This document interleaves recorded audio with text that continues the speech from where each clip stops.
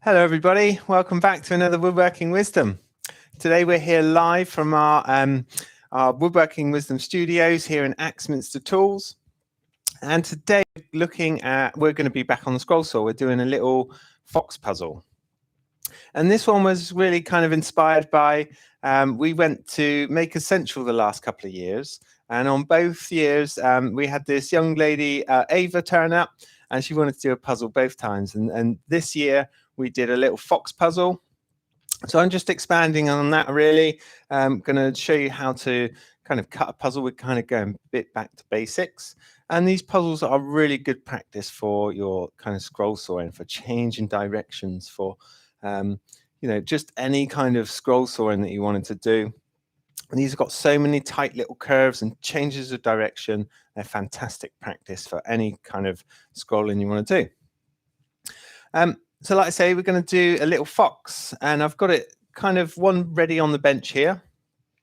Let's have a little look on the bench, shall we, Steph? Sorry, I should say we've got Steph on cameras and questions. If you've got any questions, please pop them in the comments, and we'll do our best to answer, like always. The more the merrier today, I was going to say. Yeah, that's it. We were a bit quiet on the last one, so we really appreciate your comments today. This is the fox puzzle, and you can see I've done a little bit of colouring on there. We've got some spirit stains, so we're going to show you how to apply them, and a little bit of pyrography as well. So a little bit to get through today, so we're going to storm through it, and hopefully we'll get it all done. But that's what we're going to make, and I think we're going to keep it in a backing board today. I've got a nice little bit of tulip here, just ready for sticking our project on. And this project's come from a book. This is from the Animal Puzzles book. So that one there, sorry, I'm not very good at putting it in camera. Fantastic book, Judy and Dave Peterson. And there's loads of cool projects in here to get you started. So I've just photocopied a page out of the book. This is our fox puzzle. Might be a bit blown out on screen there, but that's our fox puzzle. And I'm just going to cut that one out. Really usefully in that book, they show you the grain direction. So on the page, they've got a little arrow with the grain direction. So the grain on this piece of timber is running that way, which is quite important. Not so much on this puzzle, but when you've got really thin bits on some of the puzzles, we don't want that short grain running through it. And especially on those kind of interlocking hook and tooth type bits, it's important we get the grain right. So, a bit of the old faithful copy decks on the back. This is the glue I like to use to put my projects on there, but you could use your Pritt stick. I see people cover with masking tape and use a Pritt stick on top. Any which way to transfer your project on is going to work. I love this stuff. It peels off really well at the end, but it is a bit stinky. I don't mind putting up with the smell for the satisfying peel.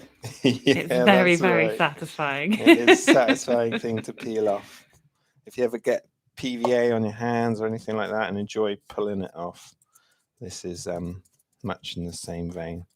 It's almost like a contact adhesive. It's almost dry as we brush it on. Okay, so got my little board. Just have a little look around. I've got some interesting stuff going on here. A little bit of kind of must have been close to a knot. We've got some interesting stuff going on there, so we want to keep that in the top face. And I'm trying to kind of centralize my little fox. I'm going to turn it the right way around for me, just so I can get his feet running straight along the bottom. And I'm looking at this distance either end and just trying to kind of balance it in between the middle. And I want to keep this as a backing board to put the puzzle back into.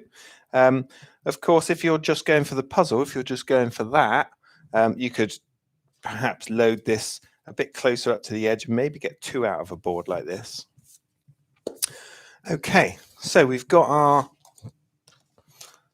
transfer or our template on. I'm going to drill through the whole of the eye on this. And sometimes this glue does pick up on the drill bit. So I'm going to use my bradawl just to punch through.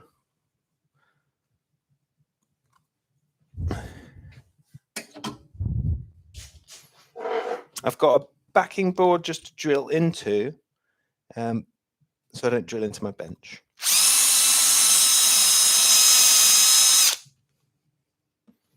Good. So, we got a question. We have indeed.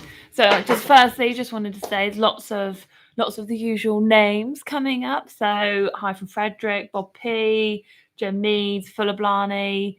We've got someone called Alien Leader here who's saying good morning. Good morning. So what part of the world are they in? It says Central VA, so I think Vancouver. Oh, cool. I might be horrendously wrong though. Welcome everyone. So our first question is from Fuller. It's asked, why not try this with a photo print? I think he might have emailed something in last year. With a photo print, yeah, cool. Yeah, you could do this with a photo. With these ones, the kind of limbs of the arms and stuff, the shapes of it are all part of the puzzle. So you'd have to either find a puzzle grid, which you can get and just kind of put on top, and then just manipulate the edge pieces. If you've got a certain shape or something that you wanted to pick out, you can twist those sheets and just make sure that those puzzle pieces are all interlocking and that you haven't got like a tiny piece that will just fit on the side. But yeah, you can turn photos into puzzles. You can do all sorts of really cool stuff. You can get puzzle templates, like I said, that is just like a grid, and you can pop it on top of a picture and then just cut like a kind of conventional rectangle puzzle. But these ones are the pieces kind of represent. So let's go back to the bench here. So one of these pieces kind of represents a whole limb. So like the leg, the head and the neck. And I think those puzzle pieces really give a nice shape to the whole thing once it kind of goes together. But yeah, you can manipulate photos, other pictures of stuff that you're into. Absolutely, great idea. Sorry, I turned my mic off then. Perfect. I was wrong. Alien Leaders in America. Okay. Robert Richards has asked if I can put the title of the book on this page, please. I just wanted to check. Is it in the links below? I'm not sure it is. I don't think we sell it online. It's in our shops, but certainly Google. It's Animal Puzzles for the Scroll Saw, and it's the 2nd edition. Judy and Dave Peterson, and there's loads of cool ones in there. There's a mythical creatures one, I think it's called as well. That's got all sorts of dragons and griffins and all sorts of stuff in there. I wanted to do this one today because, like I say, we did it with Ava at Makers Central. So this is a little ode to Ava, really. So I'm going to just crack on with our puzzle. And yeah, here we go. Grab my goggles while I'm up and pop them on. Just going to set the height to our little hold down clamp. Need to make sure our project's going to swing right the way around. A little bit more tension on the machine, or on the blade, I should say, and just going to pop that blower where I think that's going to work. Come down just a touch for that one. Good. So we are going to start off in that little eye hole that we drilled. Sorry. Going to clamp in on that one. Oops. There we go.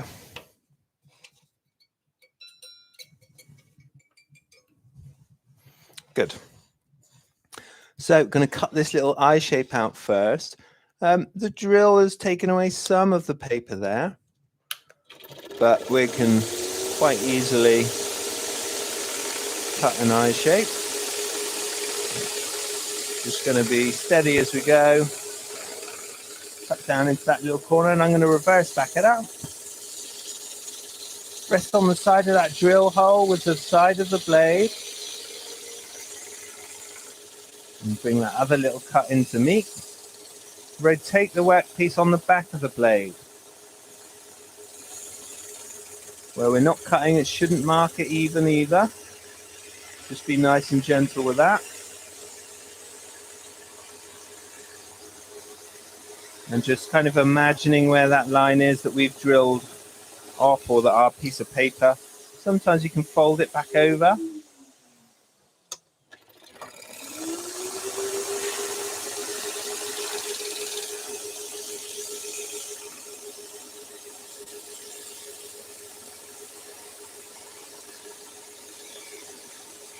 And just trimming around that drill hole really. And trying to get that eye shape in. Good. So now I'm going to rotate on the back of the blade again. We've got our line just running up from that very corner of the eye. So that's where we're going to start.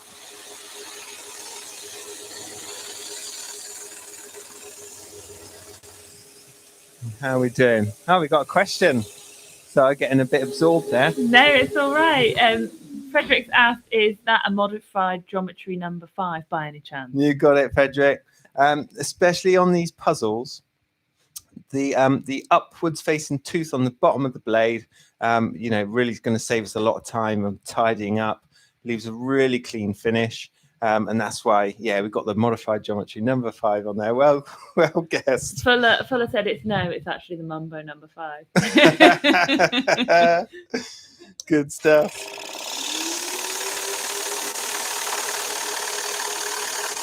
Thanks for joining us today, guys. Really appreciate it. So I know some of you guys are hardcore turners, but we appreciate when you tune into our scroll saw ones as well. So we've got a little line, a little detail of the ear there, but because I want to keep this as a whole piece, I think we're just going to turn that corner. Nice and gentle pivot on the blade.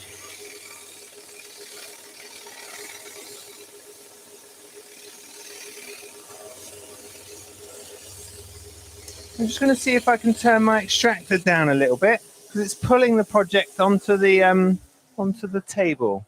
So I'm going to turn my extractor. Got a really luxury extractor down there, little Festool, and it's got the adjustable power on it. Again, we'll come back and cut our puzzle pieces. I'm just going to go around the outside of this for now.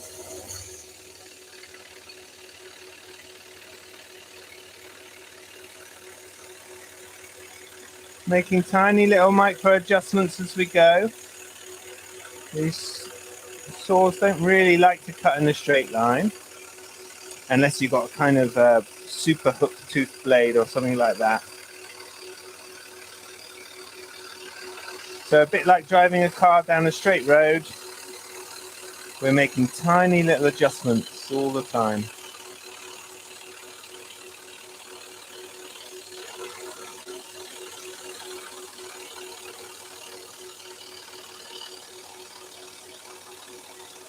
And just following this, we're going a nice steady pace. Although we've got a fair bit to do, we don't want to rush it.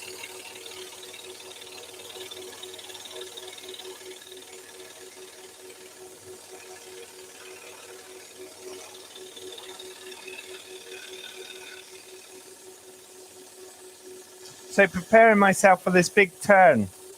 So I'm bringing my hand right around the edge here. So as I bring it round, it's still in a comfortable position as I come round that curve. Kind of anticipating what's coming. And I've not had to sort of shift positions with that hand from right round the back there.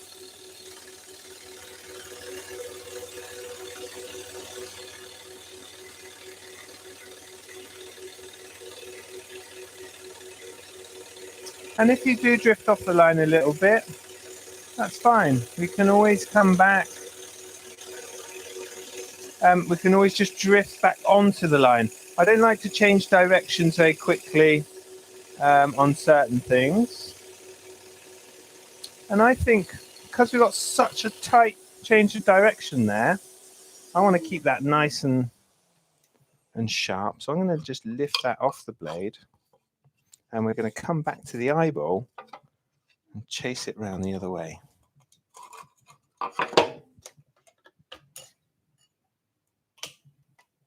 Sometimes if you try and switch directions in such a tight curve like that, you'll end up with a little hole. Or where the teeth have kind of come round, they'll cut a little angle. And I want to keep that nice and sharp in that spot. And we've got this place that we can kind of sneak into. And what I'm going to do is reverse up that cut that we've made. We might get the machine running to do that. So just making sure that we're in the void of that space there. Going to rest against that bit and reverse up there. And then we can start our cut from here.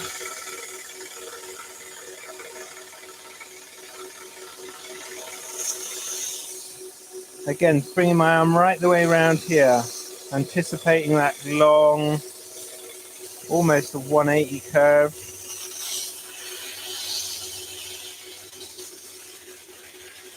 I'm going to skip over the mouth for now, we'll come back to that. But important to get that little change of direction around the mouth. So nice and steady.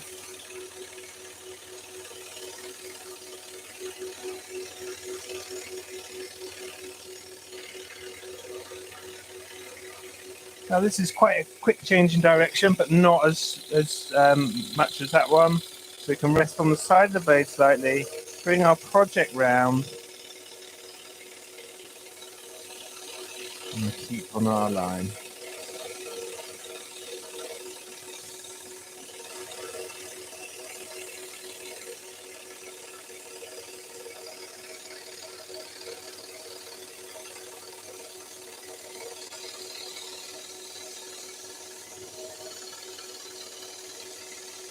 Again, we've got that big sweep, so let's bring our hand right to the back of the project. And just try best to swing it round while gently feeding it onto the blade, just to produce that little curve.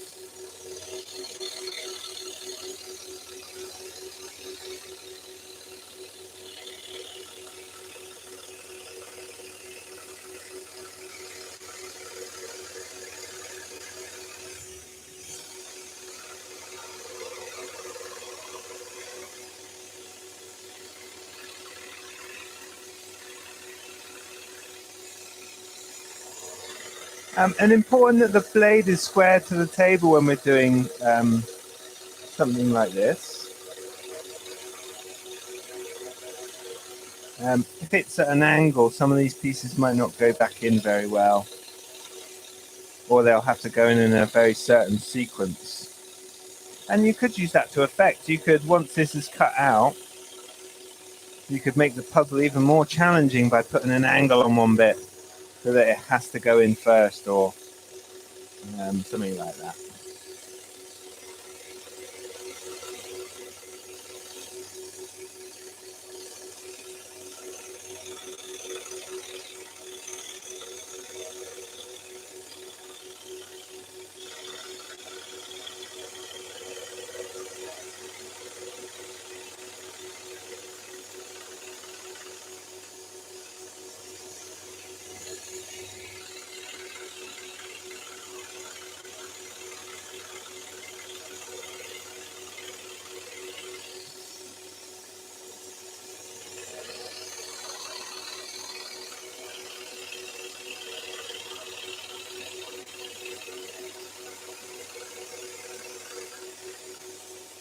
So I love scroll sawing. It's I find it really calm.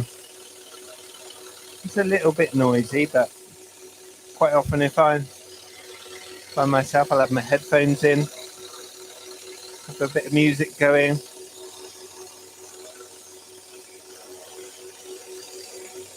But it can be quite a nice and slow, relaxing type of machine. Not too intimidating and noisy.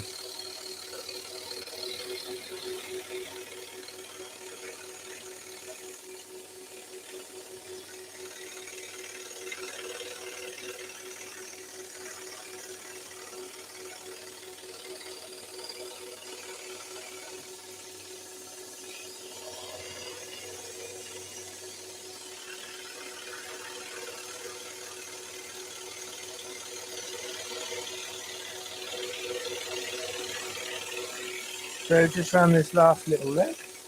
Excuse me.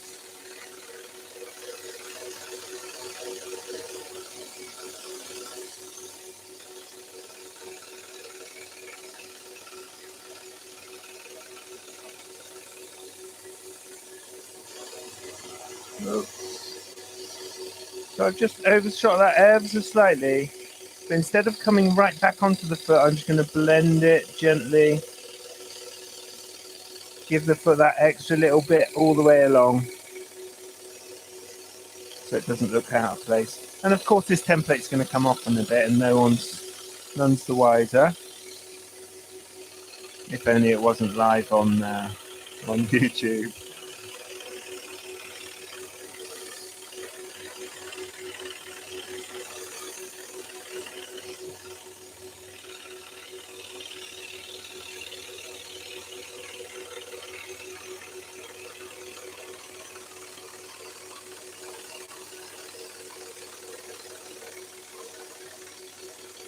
So really nice and slow on this last little bit. Sometimes when you put pressure on a thin blade like this, it will flex its way backwards.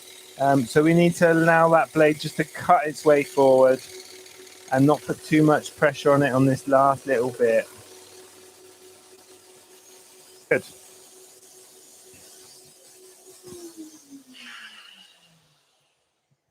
So that's our little puzzle,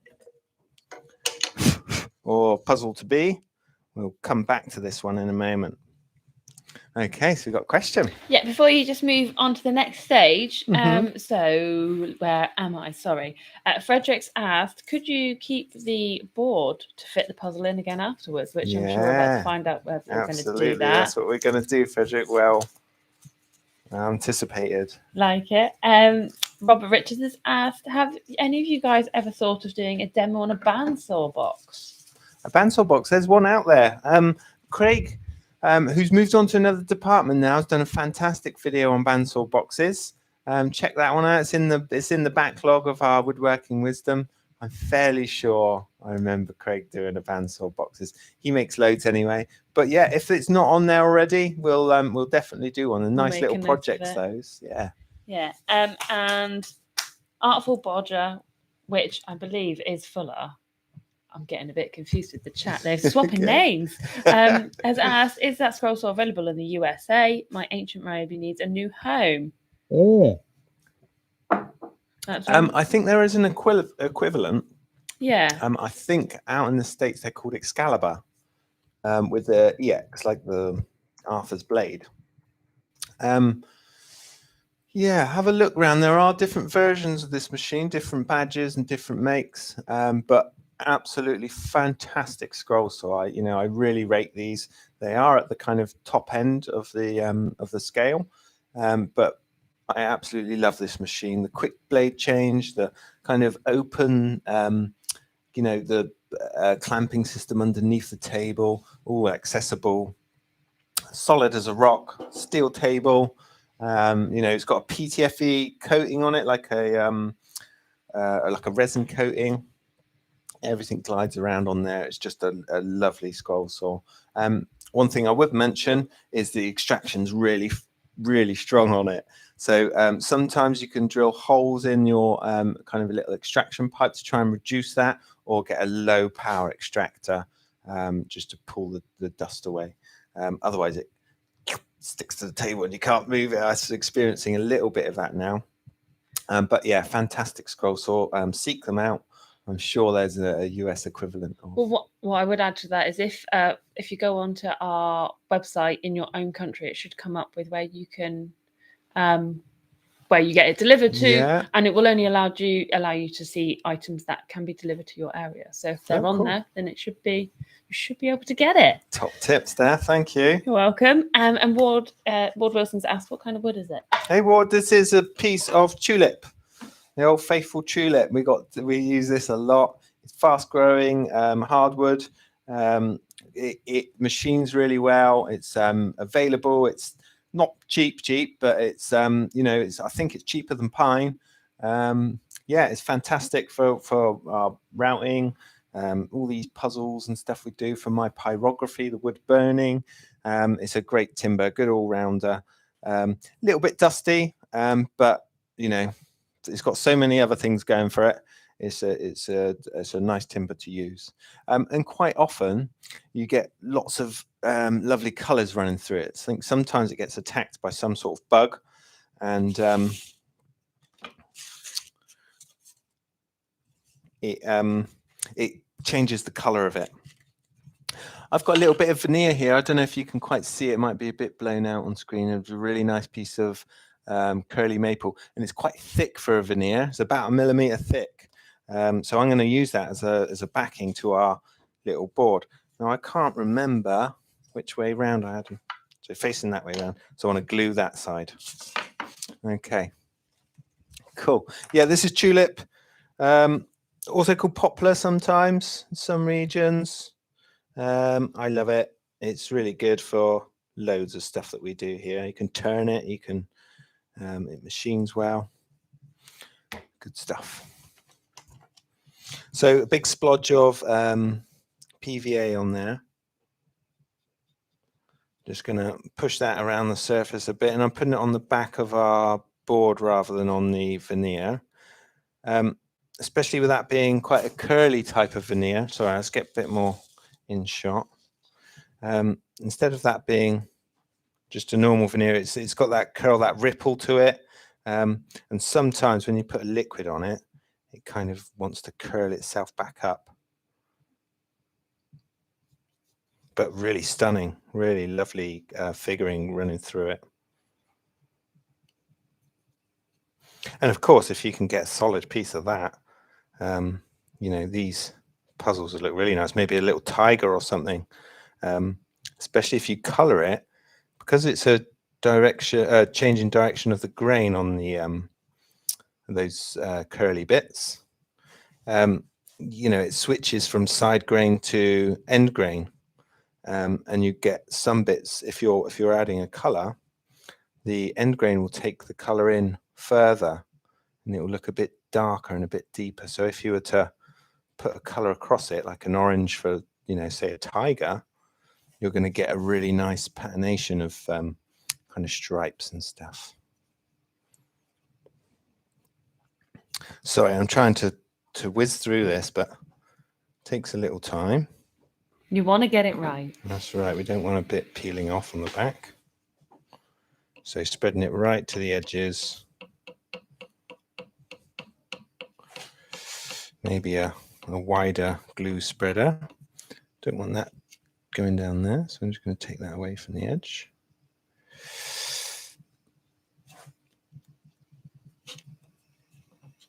Oh dear.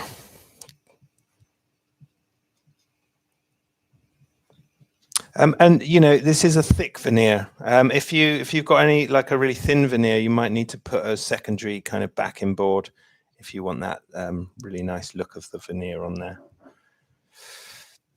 Like be a thin bit of ply or MDF or something like that. So bringing that glue right up to the edge, but I'm being careful not to have it kind of pool near the edge, because we don't want the overspill to kind of go in that puzzle area. Around the edges, around here, we can easily clean that up. But we don't want too much near the edge. And it's starting to go tacky already. I'm just going to pop this on here. Already cut to size. Put that on there. Flip it over. so it's nice and flat. Might need to just jiggle it around a little. And then something heavy on top. I've got a big lump of cast iron. We can whack that there and we can come back to it once we've done our puzzle. So back to the scroll saw. What time are we on here? We good? Yeah, we are on 3:30, so we've got halfway brilliant, through. Halfway. You're smashing it out. We're doing well. Okay, so now we're just going to cut our pieces. I'm just going to check the back end of this, make sure it's nice and clean around that eye. I think we could do a little bit better. I can still see the edge of the drill hole, so we'll come back and revisit that. And I think we'll do it from this side so we can see what's going on. Oops. No, we can just go through that little cut we made. Just will give it a little wiggle. And just want to tidy up the top edge of this eye.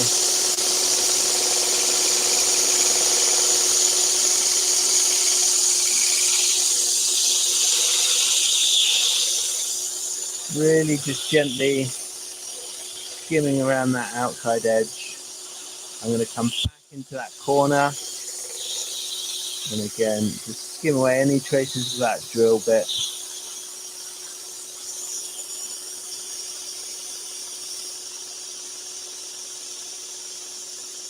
Good.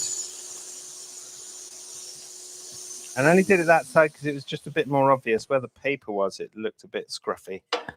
So, good. Now, I'm not sure if you can see on here.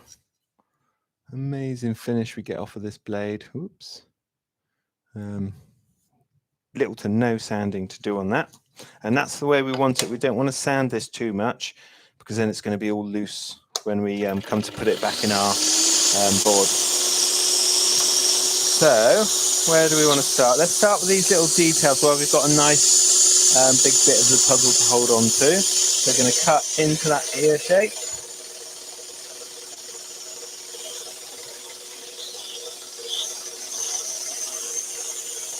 And reverse back out.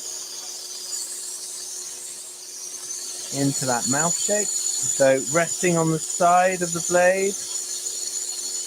Form a little shoulder. And then we're into our cut. And we've got a little smile, so I'm just going to curve it at the end there. Give it a little smile. And then, feels wrong to say it, but we're just going to cut this piece off.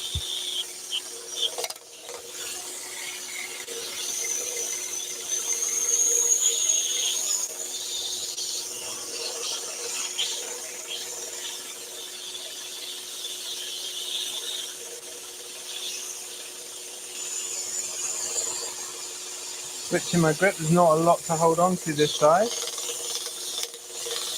I'm going to lift that one up a bit because it's catching. And just check on camera. Yeah, we can still see what's going on.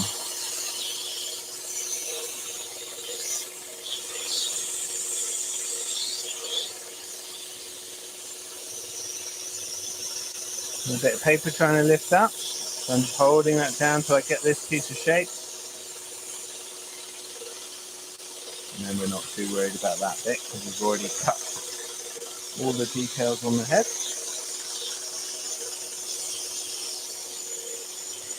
And again, it doesn't matter if we drift off the line as long as we've got that kind of double return so that we have a tooth that kind of slots in to its bit. And again, nice and slow on the exit. I'm going to leave the head on there just as a bit of something to hold on to. Now, when we're cutting these pieces, if I was to cut this tail, we can see that really sharp change in direction there. Hopefully you can see that, a really pointy bit. So what I would do is come around here, cut this piece as two bits. So we've got the tail and the back leg, and then we can cut this line here, and we can shoot that into the nothing, so that we're not cutting into this piece. So let's do that next. I am going to take the head off for now. Otherwise it will just fall off the table as we come to this area. So, you know, certain bits you may want to cut before the others. And it's usually where two pieces meet, another piece. So almost like a kind of junction of three lines.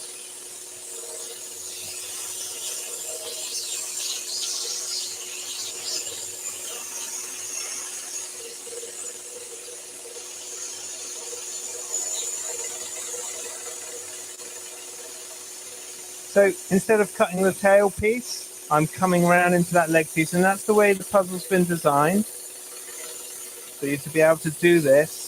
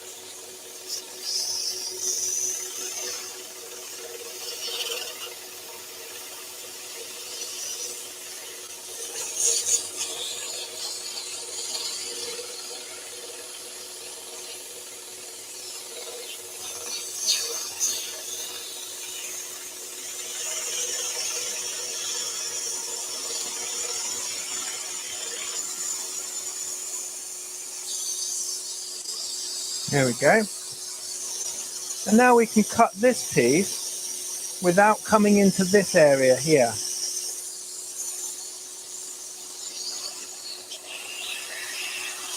Again, not a great deal to hold on to. You can put the puzzle back together if you feel it will help. So it's just about switching your grip as you go.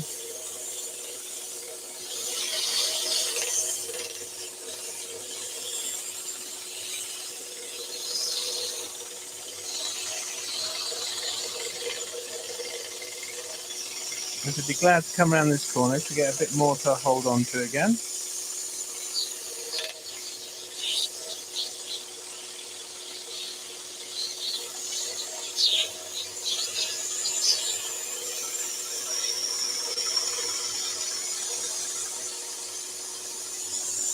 Okay, so now when we cut out of here, we're just cutting into a void rather than into the next piece. And that's going to keep it all nice and tidy and make sure we haven't got any kind of nips in on any of those other bits. Okay. So again, I'm just looking what bit's going to be next. These legs are going to be easy, they're just straight through.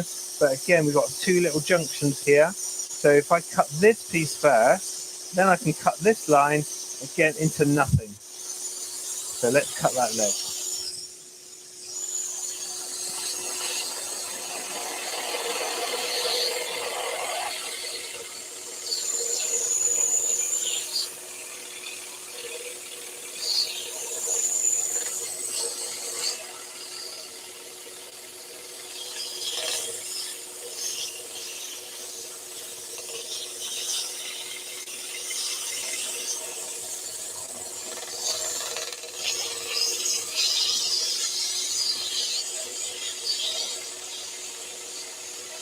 And trying to keep the workpiece moving as much as you can. Sometimes when you stop, you'll end up with a bunch of kind of parallel lines on the kind of inside face. So just trying to keep it moving best you can.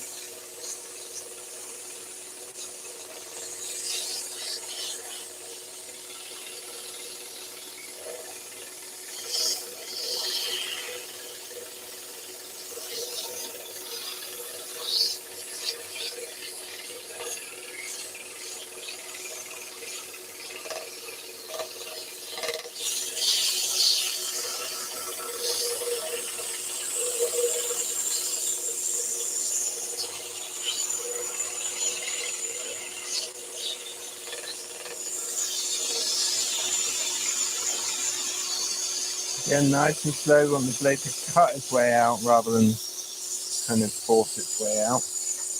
That's good.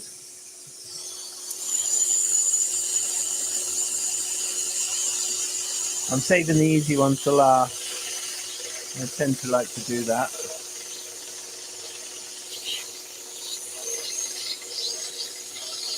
Get all the tricky stuff done.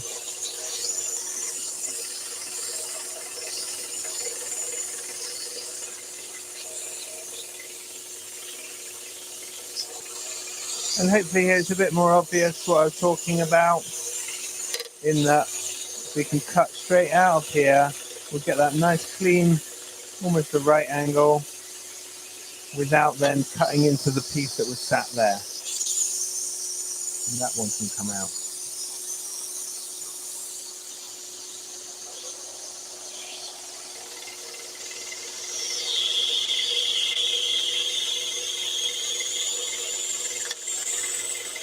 I'm not sure if it's obvious on camera, but I've got a slight tilt on the stand of this machine, so it's very slightly tilting downwards at the front. And that gives me a better kind of a bird's eye view. But all the pieces I'm putting at the back of the machine are slowly jiggling their way forward.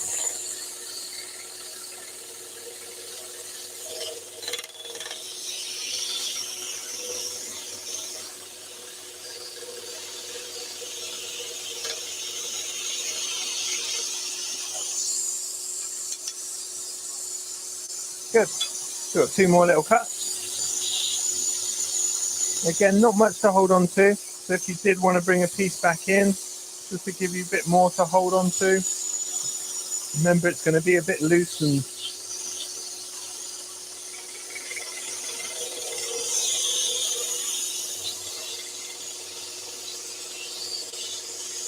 and again, I say this, I think pretty much every scroll tool video, but I'm happy to get my finger quite close to the blade on this one. I feel like I've got a good control, that my hands are coming down on top of it, so I'm not going to slip or anything like that. But certainly we would never get this close on any, not many other saws.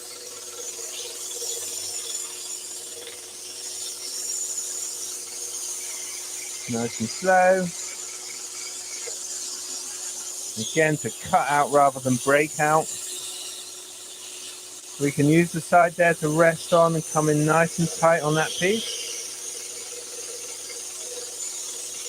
I think that's another thing I like about these modified geometry blades. There's no kind of curve on the teeth. Oops, so I've overdone that a little bit, but that's fine. So you can rest on the side of the blade without it kind of cutting, where you're resting it.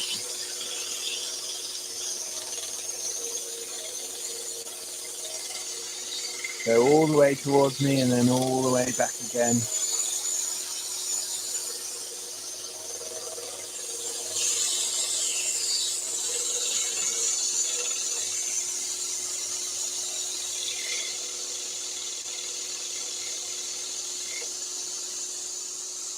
Lovely. Okay.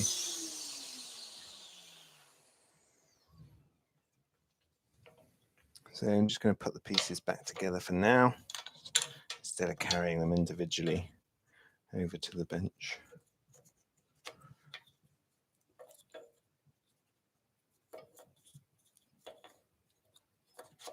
There we go. So it wouldn't be a puzzle without a bit of working out to do. But let's go back over to the bench. So we've got some questions. We do indeed. So sorry, I didn't want to interrupt you too much while you were in great. the zone. Thanks. I was in the zone. So going back to sort of the beginning of your cutting out of the pieces, Alien Leaders asked, could you chip carve the details like the mouth and the ear? Yeah, you could. Yeah, you could do all sorts of stuff. Have a look at Intarsia. They do some really nice kind of carving and stuff on these, and they're not so much puzzle pieces. Oh, sorry, I'm on the main camera here. Yeah, they're not so much puzzle pieces, but like kind of parts or different depths. So have a look at Intasia if you're kind of interested in applying some carving onto your scroll saw projects. There's some really lovely projects out there to do. For these puzzles, we're just cutting the shape in. These are quite a chunky puzzle. This will stand up straight. So we're not being too intricate with this. It will stand up on its own thing. And I think these are probably geared towards a slightly younger audience, or kind of almost like a toy in a way. So yeah, we've kind of left it quite basic, but we are going to add some detail with pyrography and with spirit stains. But yeah, you can carve these. That would look really smart. Quite often, just rounding off the edges of the puzzle can give it a really nice sort of softness and make it a bit more tactile. Yeah.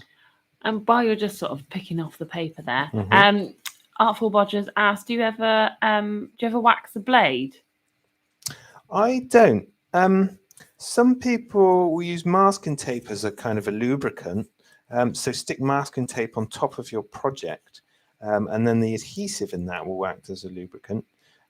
Sometimes when you first buy the blades, they're a little bit oily. So I just wipe off that oil kind of top and bottom. If you feel like you're putting tension on and it's letting go of the blade, sometimes they need a little oiling. And also we're going to use a finish on this. So I kind of get it would be great for it to glide through the timber with that lubricant on it. But actually, where we're going to colour this using the spirit stain, we don't want any build-up of wax around these edges, because that will resist the finish, and then it will kind of change the colour of it as it goes across. We've got a question here, sorry, from Vanessa Kitty. She's jumped on saying that wooden puzzles are great fun, so that's good. But she's asking, have you ever used mahogany for a puzzle? Mahogany? No, I don't see much mahogany in here, to be fair. The one in the book, actually, while we're talking about it, it's a cool question. Thank you. The one in the book is actually cut from Paduke. So I don't know if we can see this. Just find it. It's cut from Paduke, which is a naturally orange timber. So absolutely, your timber choice could be, could really kind of go with the project. And then I think there's another one in here where they've used, I think it was a leopard or something, where it's like had bird's eye maple. Really cool idea. And it gives it the kind of natural look. We'll find it another time, but similar to that, it's got like a kind of look to the timber, or the properties of the timber can kind of show off the animal that you're doing. So absolutely match your timbers. A mahogany would be lovely, wouldn't it? Like a red or purpley type look to it. I'm just going to copy my little fox here, and I'm using the Antex Fire Writer. So this is my pyrography unit. Nice little tool. Just check that we're getting hot, and I'm just going to kind of just going to creep the temperature up. I tend to go a little bit cooler at first, and then we can crank the temperature if we feel like we need to. So we're doing a little socks here. And again, I'm not strictly following what we've done on the other one, just putting some lines in. And this is going to help hold that color in place, so it's not bleeding across the surface when we get to putting our spirit stains on. And of course, you could paint these. Just be careful not to paint down the edges, because paint has that certain, it's got a lot of pigment in it, and it will kind of fill the gaps, if you will. And as you slide the pieces in and out, it may kind of wear off as well. Whereas this spirit stain is actually going into the timber and just staining the timber rather than sitting on the surface.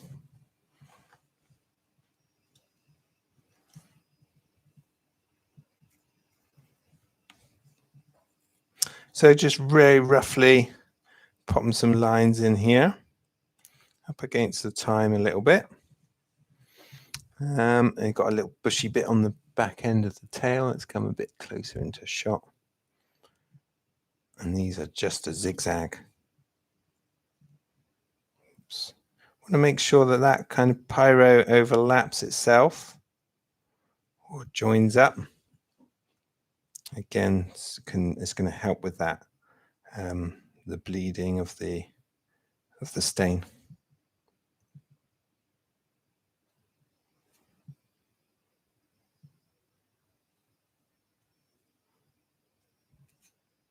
I can take my goggles off now, getting a bit cross-eyed in those.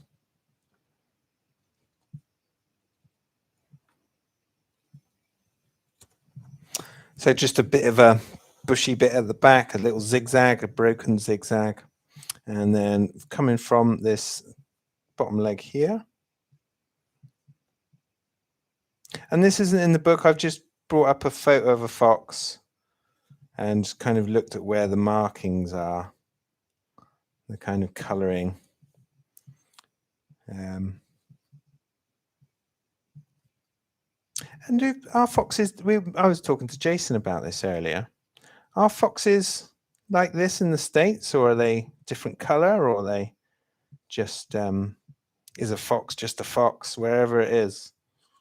Hopefully one of you guys will be able to answer that. Well, Vanessa has said that she had they had some young foxes near their barracks in Alaska. So maybe she'll be able to tell us what they're like in America, if they're any different. Are they orange and white and black? I love a fox. Shooting out there, yeah, lovely. I remember my last house, when we first moved in, it backed onto some fields, and we had this, the first couple of nights, this fox kept coming up and peeking in our back door and put its face right up against the window. And it scared me the first time, but we kind of expected it the night after. They only visited a couple of times, and then that was that. Okay, so we've done a bit of pyro. We've put a little dot of black on the nose. We want to put some white, and I think these bits on the back legs I'm going to do white this time, because the inside of the leg is white on the picture that I saw. I was just getting a bit excited with the black there. So just 3 colors. These are the chestnut spirit stains. These are the rainbow pack. Okay, really nice, simple to use. And what I do, instead of cleaning my brushes, I always keep the same brush with the same color. So this is forever my black brush, orange and white. Okay. Okay, we've got a question. Sorry, just while you're kind of doing the staining, so Ward has asked, will the wood burning help prevent the stain from bleeding into each other? Yeah. Yeah. Yeah. That's good. And Frederick's asked, is it possible to make these with articulated joints? It wouldn't make it a puzzle, but it could be a challenge. Yeah, I think you probably could. We're going to look at some automata along the way. I've been looking at some really cool ones. So hopefully we can look at jointed bits of wood. But yeah, I'm sure you could. You figure it out. Find a way to kind of get it into the project. This white spirit stain is the only one that has like a pigment in it. So I'm sort of delving down to the bottom of our bottle there and scratching up some of that pigment onto the brush to give us a bit more of a vivid white. But certainly you can go over this if it's not quite punchy enough at first.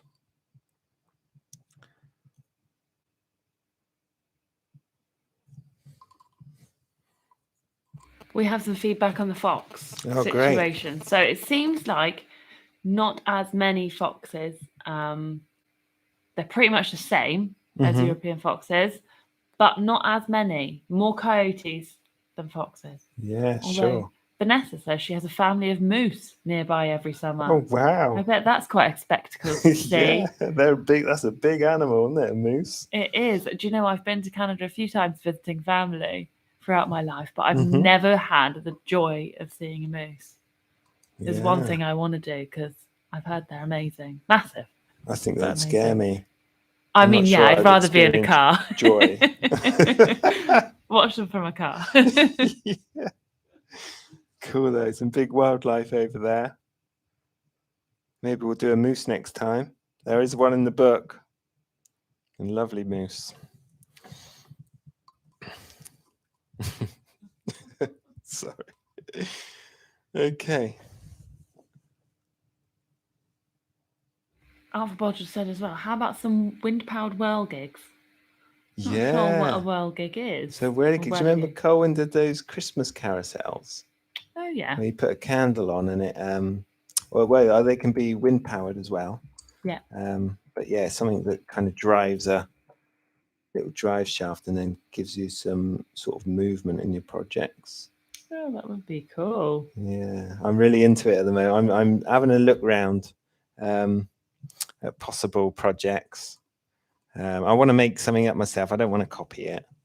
But looking at all the different mechanisms and stuff that go along with it are really, really cool. And some of them are so funny. There's some really quite humorous ones.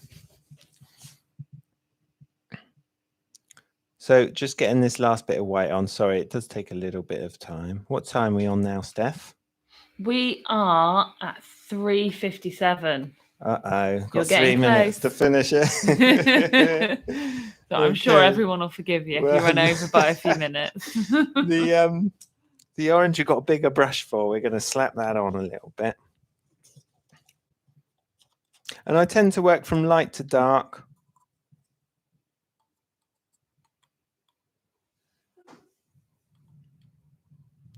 The chat has moved very much to animals. I like it. Yeah, good. Ward Wilson said that when he first moved to Arizona, he saw a coyote chasing a roadrunner.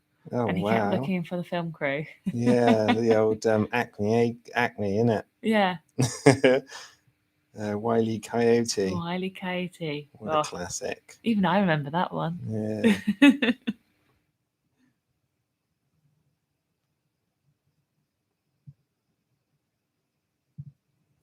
Yeah, it's one of the classic battles, isn't it? The Coyote versus the Roadrunner.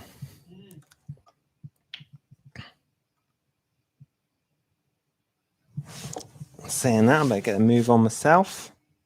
Sorry, I'm distracting you, aren't I? No, you're not. No, I'm just saying. I need to harness the spirit of the Roadrunner. And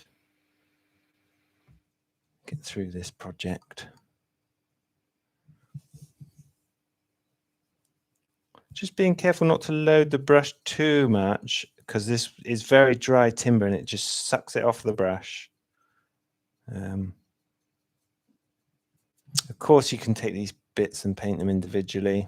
I'm just going to do the top face now, but again, of course, you can do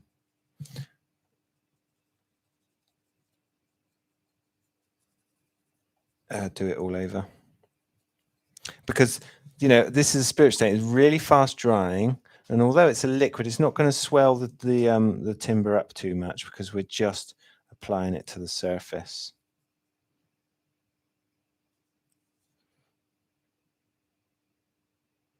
It may raise the grain a little, but I wouldn't be tempted to sand this now. Like something like a lacquer or something on there might work well. Just because, you know, this is going to be handled quite a lot. And oil will go on top of these spirit stains as well. Quite often use these on my pyro projects. And oil works really well on top. A quick question from me for the lacquer. If you're doing that, would you lacquer? Would you take the pieces apart and lacquer them? Yeah, I would spray rather lacquer. than just lacquering the top. Yep. So take them, take it to pieces, and spray them. You might want to find some sort of device to hang them, or hold them. I guess you could use some kind of paint point or something. Yeah, Potentially, so they stay stable. Good shout. Quite often see little bent kind of paper clips and things like that holding things like this. A bit like airbrushing. So the same sort of, whatever people use to airbrush 3D things and hold them. So we're getting a bit of a mottled effect because I'm whizzing through it a bit. I'm loading the brush up a bit more than I normally would. So it's, when we first touch on and we've got a lot of the spirit stain on the brush, it's drinking it in. But that's not, it still looks pretty cool. We're getting a kind of a mottled effect on the coat, which you would anyway. Let's go with that. It looks more natural. We're going for the natural look. Yeah. I like it. Okay, nearly there. Do a bit of this, a bit of the black, and we're done. So normally, if you've got two colors side by side like this, they will start to kind of mingle, but the pyrography is holding it back, stopping it from mixing. And you can be a little bit more, you can sort of slap it on a little bit more without being too careful, and it will kind of bleed up to the edge that you're trying to get really close to. Which is a little bonus.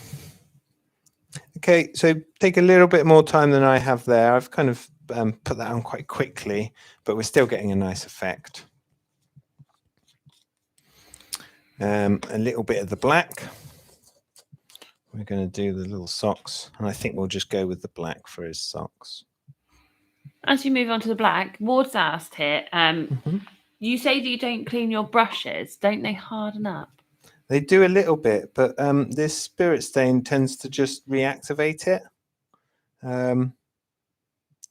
If it was paint, definitely you need to clean your brushes if you want to use them again. But I've got a set of these artist brushes, and they're pretty much ones dedicated to each color for the spirit stains, and I keep them just for the spirit stains. But you're totally right. They were a bit crispy when I first started. But as soon as you dunk it into that spirit stain, that alcohol-based stain, it just kind of revitalizes the brush, and away you go. But yeah, they do go a bit crispy.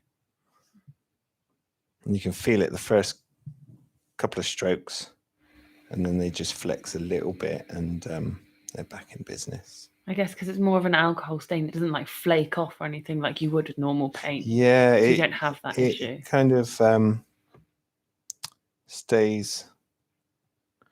So it does kind of harden on the brush, but it's like you kind of, if you were to dip it into water and then leave it, the brush kind of goes a bit hard. So if you washed your brushes out and dried them, you get that kind of, they're just a little bit hard at first until they get wet again. Okay, so there's our little foxy. We've got two foxes now. One of them might be coming home with us. Yeah, let's bring our board back in. And of course, you can use your blue gloves. I had a pair out, but I think I just rushed straight into it. So I've got a couple of bits of stain on me now. But hopefully, I'm not sure if you can see it on that one. We get a really nice. Maybe we'll go back over onto this one, Steph, if that's okay. So you can see that curly maple in behind. So it still looks nice as a piece, just as is. And you could pyro a little forest scene or something in back there, a little silhouetted scene. All sorts of stuff you could do with this, especially on that board as well. You could decorate the sides. You could put grasses and and things like that in. So our Foxy is going to pop back into the board. Just being a bit careful with it, because obviously it's still wet. They are fast drying, but not that fast. Okay, so now we've got our little fox puzzle mounted in a board. These are really nice, quite difficult to take out from the front side, so you kind of tip it out to get the puzzle pieces back out. But really nice looking little thing that. Again, it's going to freestand. You know, it will stand by on its own, you know, on its own edge. And the puzzle will as well. That will also stand if you want it freestanding. Okay, so another question. Looks great. I love it. Thanks. Sorry, I really do. Frederick's asked, you guys have made many fine projects over the years. What do you do with them all? Oh, great question. Yeah. So, Frederick, we sometimes there'll be little raffles in our stores and things. So sometimes they get sent away to stores. Sometimes they linger around here, the ones that no one wants. They kind of kicking around, gathering dust. But certainly we have members of staff come in, they've seen the video, they want to have a look at it, and they drop a few hints, and quite often they walk out the door with it. But we, you know, the ones that build up, we like to, at Christmas, we have a big raffle. People buy tickets to the raffle and, you know, choose what they want. And a kind of first come, first serve. And all that money goes to our chosen charity, which this year is the local skate park. So, you know, we made a skateboard recently. Jim, our guy from... what's the word? Oh, it's Export. Thank you, Export. He's involved with the local charity. Yeah, this year at Christmas, all that money is going to go to our local skate park, and they're raising funds for a fence and for some drainage and things like that on that site. So yeah, always goes to a good home, and then the money generated always goes to a good place as well. But, yeah. If any of you ever fancy anything as well, we can always do an eBay raffle potential. No, I'm joking. I'm joking. But yeah, you know, if we really like them, sometimes they'll come home with us. I think Steph's taken a fancy to the fox puzzle. I like so that might come home with us. But you know, the materials and stuff are from here, so generally they stay here and they get sold on to staff. But yeah. All right. How far did we go over? We are on 8 minutes, nearly 9 minutes. Oh dear, nearly made it. Good chat though. Yeah, thank you so much for joining in and joining us today. If you've liked this, hit the thumbs up, subscribe, and yeah, we'll see you again for more woodworking wisdom very soon. Bye bye.